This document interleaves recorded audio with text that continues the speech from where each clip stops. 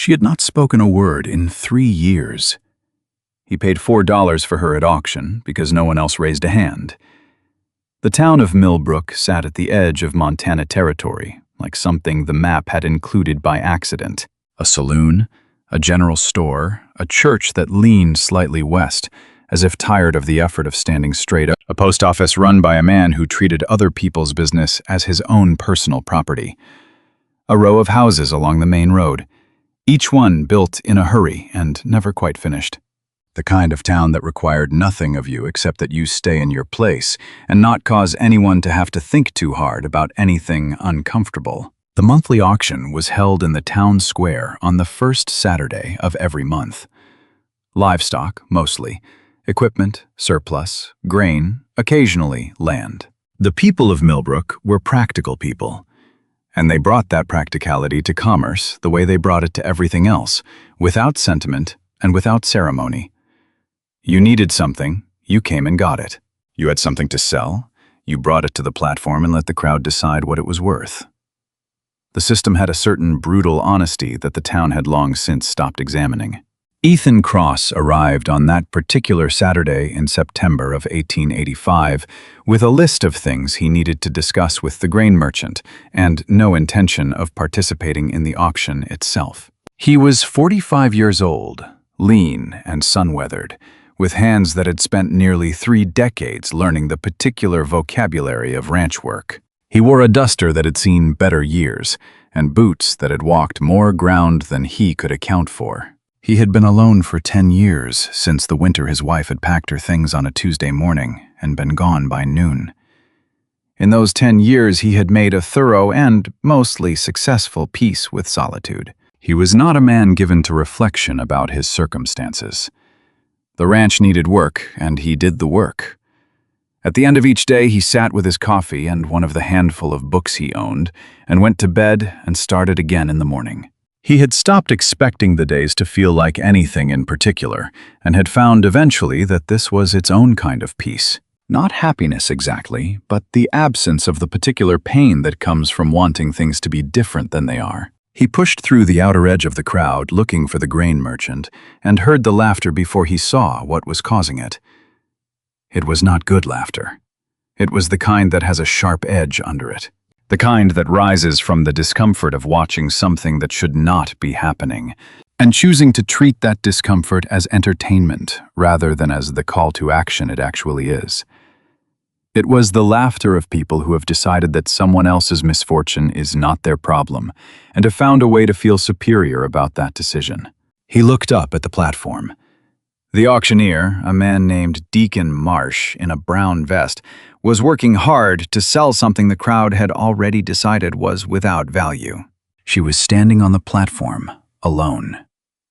24 years old, though grief had left something unfinished in her face that made her look younger, as if sorrow had preserved something in her that ordinary living would have worn away. A plain gray dress, washed so many times the color had faded to something that was more the memory of gray than the thing itself. Her hair in a single braid that hung over one shoulder. Her hands clasped in front of her with the specific stillness of someone who has made a decision, somewhere private and deep, to survive what is happening. By becoming as still as possible, by taking up as little space as the body will allow, by giving the crowd nothing to respond to. Her eyes were lowered, but even from the back of the crowd, Ethan could see she was not simple. Her stillness was not vacancy.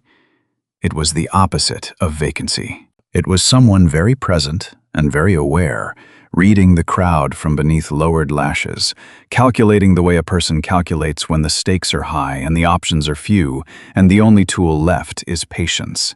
"This here is grace," Marsh was saying with the particular tone of a man trying to make something sound better than it is, without actually lying about it. 24 years old, strong and healthy, cooks and cleans and mends.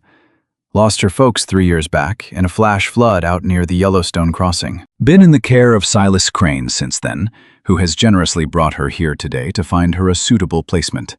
Silas Crane stood at the side of the platform with his arms crossed and the expression of a man who would rather be somewhere else. He was a stocky man in his 40s, with a face like a decision already made. He had not been generous in any meaningful sense of the word. He had been tired of feeding someone who could not thank him for it, and he had solved that problem in the most direct way available to him. "She doesn't talk!" someone called from the crowd. A statement of fact delivered with the particular satisfaction of someone who has identified a flaw. Marsh cleared his throat. "She is quiet," he allowed. "Has not spoken since her folks passed. But she hears fine, and she is a hard worker." "Like a broken clock!" another voice called louder, and the crowd laughed.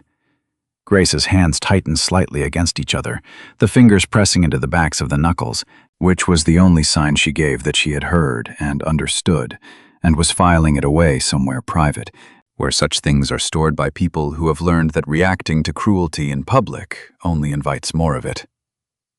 Ethan felt something move through him that was not dramatic and did not announce itself, just a slow and certain disgust. The kind that settles in the chest like a stone and does not move. "Who will give me $6? Marsh called out with the optimism of a man who knows the answer but has to ask anyway. $5. Surely someone will give me $5 for a strong young woman who will work hard and cause no trouble. Silence. The crowd shuffled. A woman near Ethan murmured to her husband that it was a sad situation, but some people were just beyond what anyone could do for them. You could not take on someone else's damage when you had enough of your own. Her husband nodded in the way that husbands nod when they are not listening, but want the conversation to end. $4 then. Come on now, $4. I'll take her for 2 bits. One of the ranch hands near the fence line called out, and his companions laughed with the enthusiasm of men who find themselves very funny. Somewhere in the crowd, a child asked its mother what 2 bits was, and the mother said, "Never mind," and pulled the child closer. Ethan raised one finger. $4, he said. He said it the way he said most things, without particular volume or drama. But it carried the weight quiet things carry, in a space that has briefly gone still because everyone present has the sudden sense that something real is happening. Marsh looked at him with an expression that combined relief and gratitude and a certain professional satisfaction at having finally gotten a legitimate bid. $4 from Ethan Cross. Do I hear 5? Nobody heard 5. The crowd watched Ethan with the attentiveness that small towns give to people who do unexpected things. That particular mixture of curiosity and judgment, and the quiet hope that whatever is happening will eventually become a story worth telling. Going once? Going twice? The gavel came down. Sold to Ethan Cross for $4. He walked to the platform. He did not look at the crowd on his way through it. He counted the coins into Marsh's hand and then turned to Grace. Silas Crane had tied a length of rope around her wrists, a detail Ethan had not seen from the back of the crowd, and which, now that he saw it, produced a quality of anger in him that he kept entirely off his face. He untied the rope without comment and let it fall to the platform floor, and did not look at Silas Crane. Grace looked at him. It was a direct and careful look. The look of someone conducting a rapid and thorough assessment of a situation they cannot yet fully read. She was reading him the way she had been reading the crowd, but differently. With the crowd, she had been looking for danger and calculating distance. With Ethan, she was looking for something else, something harder to name.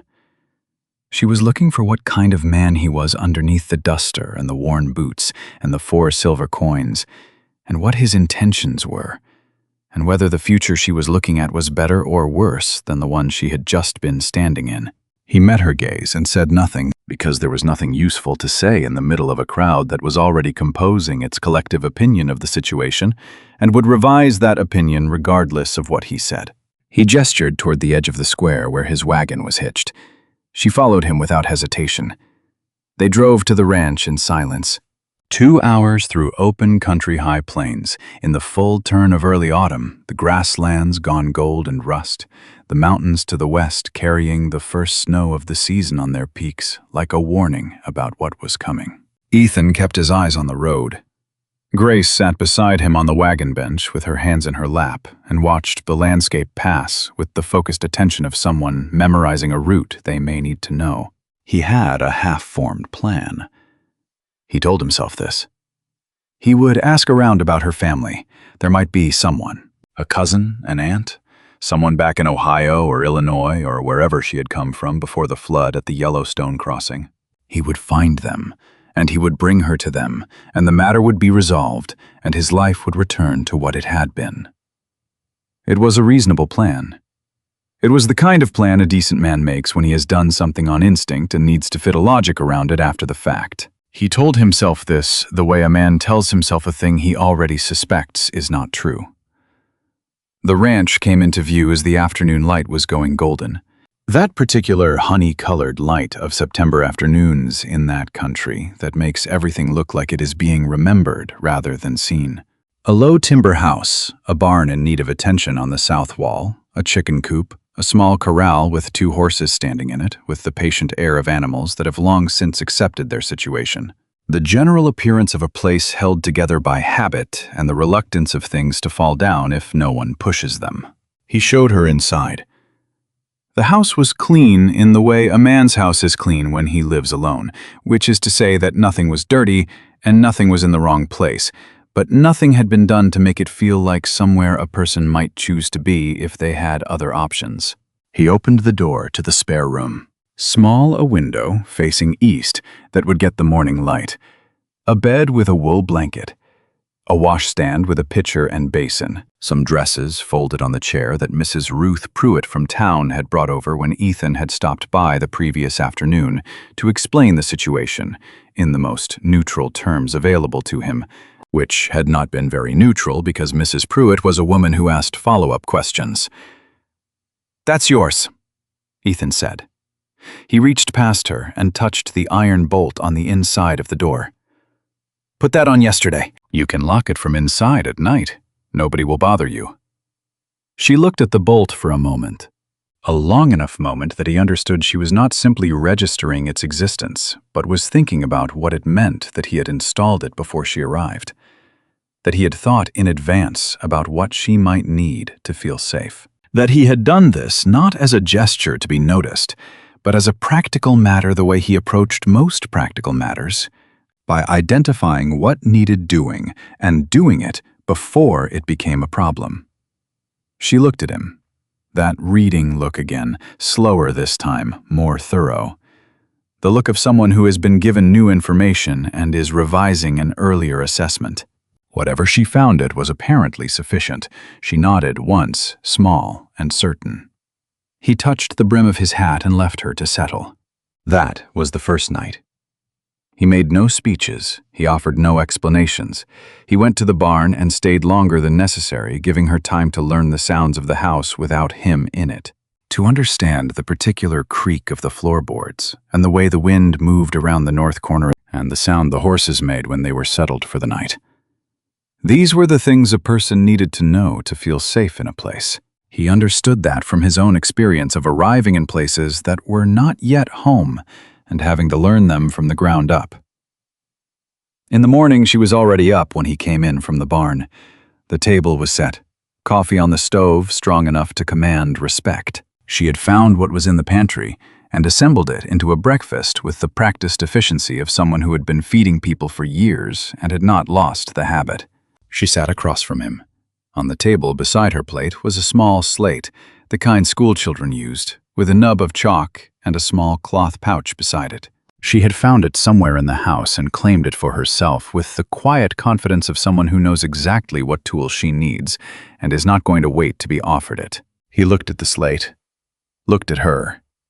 She picked up the chalk and wrote in a hand that was neat and quick and entirely at ease with the instrument. The hand of someone who had been educated and had not let that education go to waste, even when life had given her considerable reason to let everything go. "I can help around the ranch if you tell me what needs doing." He read it, set down his coffee cup. "I will," he said. And that was the first conversation. Brief and practical, and exactly sufficient for what was needed. Neither of them felt the need to make it into something more than it was. Days became weeks. The slate went everywhere with her tucked under her arm like a book she was carrying between rooms, the chalk in its small cloth pouch. She left notes on the kitchen table in the mornings before he came in from his first round of the day. Brief, precise notes in that neat hand written with the economy of someone who has learned to say what needs saying and stop there. The water trough in the south corral has a slow leak. I have packed the crack with mud for now, but it needs a proper repair before the freeze. The grain in the left bin has begun to smell. I believe something got into it. I have moved what was still good to the right bin and disposed of the rest. There are 3 loose boards on the barn floor near the east wall. One of them is rotted through. I have marked them with chalk so you can find them. He read these notes the way he read weather. For information. For what they told him about where attention was needed. He went and looked at what she had identified and found each time that she had seen correctly. She had an eye for the small failures that accumulate in a working ranch. The things that are not yet broken but are on their way. The details that a man alone stops seeing because he has been seeing them every day and they have become invisible through familiarity. He responded in speech. He had understood from the first morning that she could hear perfectly well and preferred it that way. Preferred the normalcy of being spoken to like a person who could follow a conversation. And so he spoke to her the way he would speak to anyone directly, and without the particular loudness or over-clarity that some people deploy when they are uncertain how much a person understands. She appreciated this. He could tell by the way she looked at him when he spoke, with the attention of someone receiving something they had been quietly missing. One afternoon in the 3rd week, she came in while he was at the table going over his accounts and set the slate in front of him. She had written, "The east gate is broken. The hinge is pulled away from the post. The post needs resetting, and the hinge needs a new bolt. I can show you if you want to see it." He looked at the note, looked up at her. She was standing with her arms at her sides, not performing anything, just reporting information she had gathered in the course of her day. He nodded. She led him out to the east gate and showed him exactly what she had described. The post had been sinking for months, the ground around it soft from where water pooled after rain, and the hinge had been pulling away from it incrementally, and he had been walking past it every day and not seeing it because it was not yet fully broken. He spent the better part of an afternoon resetting the post, packing the base with rock and tamping it down, refitting the hinge with new bolts. Grace handed him tools when he needed them without being asked, anticipating what came next in the sequence of the work, with the ease of someone who pays close attention to how things are done. When it was finished, he swung the gate open and closed twice to test it. It moved clean and true. She had the slate ready. She had written that probably needed doing for a year. He considered this, then said, "Closer to 2. Something moved across her face that was not quite a smile, but occupied the same territory. That was the first joke between them, small and dry and gone quickly, but real. The first indication that underneath the slate notes and the practical assessments there was a person with a perspective on things, a way of seeing the world that had its own particular flavor, and that this person was not keeping herself separate from him, but was in her careful and incremental way, moving closer. Their evening settled into a pattern. He whittled or read.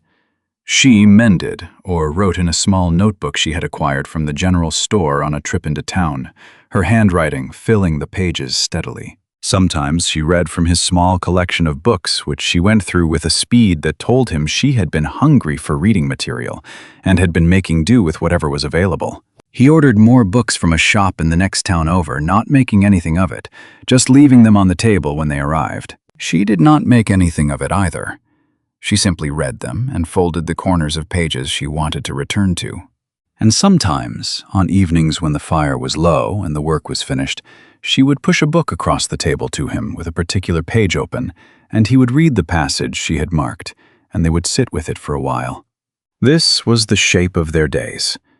Practical and quiet, and slowly, incrementally becoming something that neither of them had a name for yet, but that both of them could feel the edges of. The town continued to have opinions.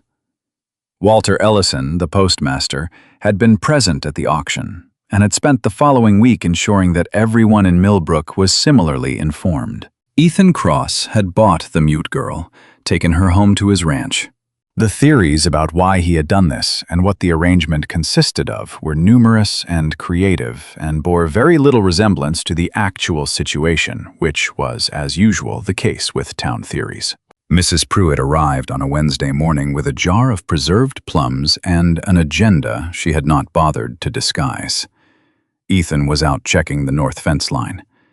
Grace answered the door and stood in it with her hands at her sides and her face composed.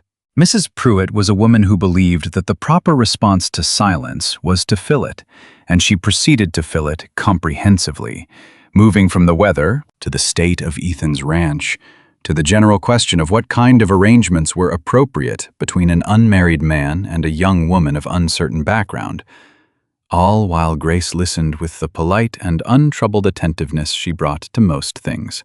When Mrs. Pruitt finally paused for breath, Grace held up one finger, the way you hold up a finger to indicate that you require a brief moment, and turned and went inside and came back with the slate.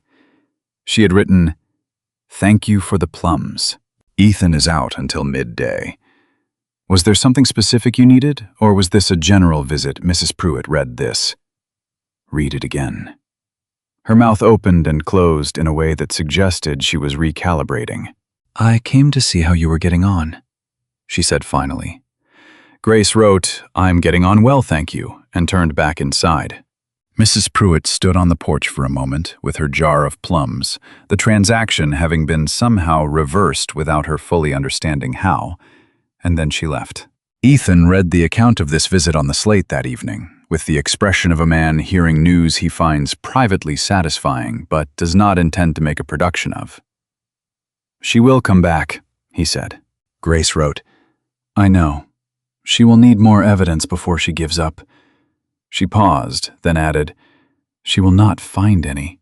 He looked at that last line for a moment longer than the others. Dr. Amos Fenwick came the following week, having apparently decided that the situation required a medical assessment, regardless of whether one had been requested. He was a man of 62, with the bearing of someone who has been right about most things for most of his life, and has allowed this to calcify into a certainty that he is right about everything. He sat in Ethan's kitchen and spoke about Grace in the third person while she sat across the table from him, as if she were a subject of study rather than a person in the room. "The condition," he said, pouring himself coffee without being asked, "is not uncommon following traumatic loss. The mind protects itself by shutting down certain functions. In my assessment, based on cases I have seen in my 30-some years of practice, the prognosis for recovery of normal speech is uncertain. The mind, once it has established patterns of this kind, is reluctant to relinquish them. She may never speak again. The family should be prepared for that possibility." There was no family. Ethan did not point this out. Grace waited until Fenwick drew breath. Then she picked up her slate and wrote something, and held it across the table where he could read it. It said, "I am not broken. I am grieving. These are not the same thing. A doctor who cannot tell the difference between a wound and a scar has been practicing too long in too small a town." Fenwick read this, his coffee cup paused halfway to his mouth. He read it a second time. He set the cup down with the careful precision of a man buying himself a moment. He left, without completing his assessment.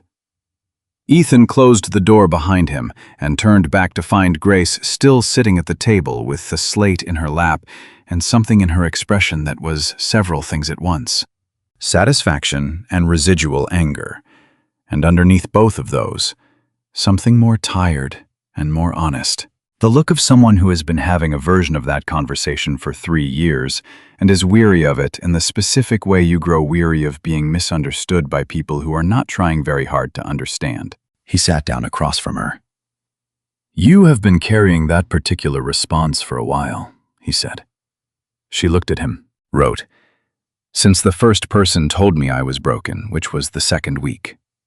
He was quiet for a moment. "You are not," he said, in case that needed saying from someone who has actually been paying attention.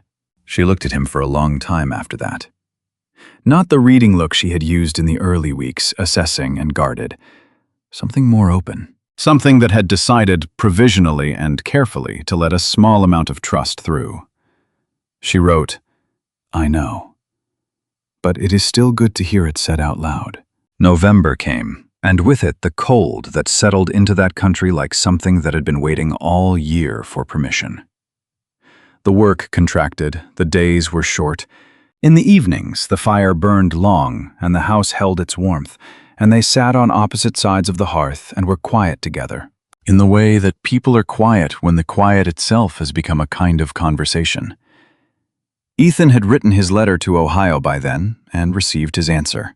A cousin, a woman who had her own difficulties and could not take on someone else's problems, who wished him luck with the situation and did not ask how Grace was. He put the letter in the stove and watched it take the flame and understood that the plan that had never really been a plan was finished. And what was left was not a temporary arrangement or an act of charity, but something he did not have a word for yet. Something that had been growing in the margins of his days, since a woman with a slate and the piece of chalk had shown him where his east gate was broken. He had not spoken of this to anyone. He was not sure he could have put it into words that would have made sense to anyone else, and he was not a man who said things he could not say properly. He kept it in the place where he kept most of the real things private and unannounced, and he let it be what it was, without trying to make it into something he could explain. It was the second week of December when the Whitaker boy went missing. The Whitakers had a ranch 3 miles east. Their youngest, a boy of 7 named Tommy, wandered from the house in the early part of an afternoon that became a storm before anyone had finished deciding whether it was going to. By the time the Whitakers understood he was not in the barn or the yard, the snow was coming sideways, and the temperature was dropping with the purposeful speed of a thing that intends to be dangerous. A Whitaker ranch hand came riding hard through the early dark and banged on Ethan's door with the particular urgency of someone delivering news they wished they did not have to deliver. Ethan had his coat on before the man had finished talking. He went to the barn to saddle up. Grace was already there. Both horses saddled, a lantern tied to the horn of her saddle, her coat buttoned to the throat, and her hat pulled low over her ears. She was checking the cinch with the focused quiet of someone who has decided something and is not interested in revisiting the decision. Ethan looked at her. She looked back. He thought about saying something. He discarded everything he thought of because none of it was necessary or useful, and she had already made her own assessment of the situation, and he had spent enough months learning to trust her assessments to understand that questioning this one would be an error. He mounted his horse. She mounted hers. He rode east toward the Whitaker place with the ranch hand. She rode south into open country toward the ravines. He did not know why she rode south. He knew only that she had looked at something. Some piece of information assembled from her months of learning that country, from her habit of noticing what other people did not notice, and she had made a calculation, and the calculation had sent her south. He rode east and kept his eyes open and trusted her. The search covered the ground between the Whitaker place and the river, men in pairs with lanterns calling the boy's name into a wind that took the sound and threw it back at them. The snow was deep enough now that tracking was nearly impossible. The cold had reached the kind of temperature that stops thought and makes the body want to do nothing but turn toward warmth. Ethan kept working, grid by grid, patient and methodical the way he approached everything. Not giving in to the grimness of it, just working. An hour into the search through the snow and the dark and the noise of the wind came the sound of a horse. Grace came out of the dark with the boy across the saddle in front of her. He was wrapped in her coat. His face was pressed against her shoulder, and his arms were around her neck with the grip of a child who has been frightened and has found something solid to hold on to. He was cold. He was frightened. He was entirely unharmed. She had found him in a shallow ravine half a mile south of the Whitaker property, wedged into a natural shelter between 2 rock faces, where the wind did not reach. Cold but alive, singing a song to himself in the particular way that children maintain courage when they have nothing else available. She handed him down to his mother without ceremony or comment. The mother held him and wept in the way that parents weep when they have imagined the worst and been given back something better. The other men gathered around and made the sounds men make when something has come out right that might very easily not have. Grace turned her horse back toward the ranch. Ethan rode beside her. They did not speak. The storm had spent itself and was now just cold, the snow tapering, the wind dropping to something ordinary. The stars were beginning to appear through the breaking cloud cover. Ethan could see his breath, and hers, and the horse's breath in the lantern light, 3 separate clouds of warmth in the cold air moving through the dark toward home. At the barn, they unsaddled in the lantern light.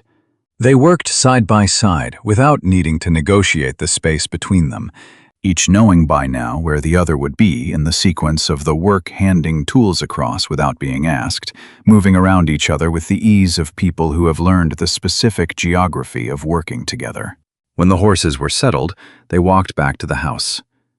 Ethan built up the fire. Grace changed her clothes and came out and took the chair across from him. The slate was on the shelf where it lived when it was not in use. She did not reach for it. They sat for a long time in silence. The fire cracked and settled. The last of the wind moved past the windows and was gone. The night outside was still and very cold and completely quiet. Ethan sat with his hands on his knees and looked at the fire. He was thinking about the boy safe. He was thinking about the search finished. He was thinking about 10 years of evenings like this one, except that they had not been like this one at all. They had been empty in a way that this one was not empty. They had been the kind of quiet that has nothing in it, and this was the kind of quiet that is full of something you cannot quite name, but can feel the weight and the warmth of. He was thinking about the east gate, about the letter on the stove, about the folded corners in the books on the shelf, about a woman who had arrived in his yard with nothing and had spent a year fixing things he had stopped seeing and showing him where the rot was before it became ruin, and sitting across from him in the evenings and being, without announcement or drama, the most real thing in his life. He did not say any of this. He was not a man who could have assembled it into words that would have done it justice. The words existed somewhere, but not in any arrangement he could reach. The fire cracked once. The night pressed against the windows. Then, in the silence, "Ethan." He went still.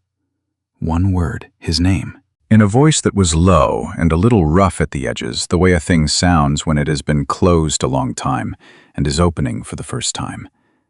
Careful and a little uncertain, but real, unmistakably real, the realest sound he had heard in years. He looked at her. She was watching him from across the fire, her hands quiet in her lap, her face open in the firelight in a way he had not seen it open before. Something set down that had been carried a long time. She had not reached for the slate. She had not needed the slate. He held her gaze. The fire cracked once more and settled. He nodded once slow. "I know," he said. The silence after was not empty. It was the fullest silence that room had ever held. 3 years of words kept locked in the body, and 1 year of chalk on slate, and 10 years of a man keeping himself company, and one September afternoon when one man raised one finger in a crowd because he could not do otherwise.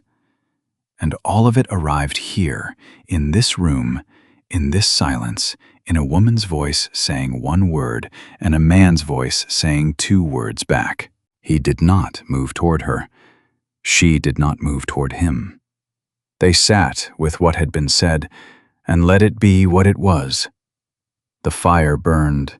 The stars outside burned. The ranch was quiet around them, in the way a place is quiet when it has finally become what it was always meant to be. One word. His name. The only word it could have been. And he had known. And she had known that he would know. And that was enough. That was exactly enough. That was everything.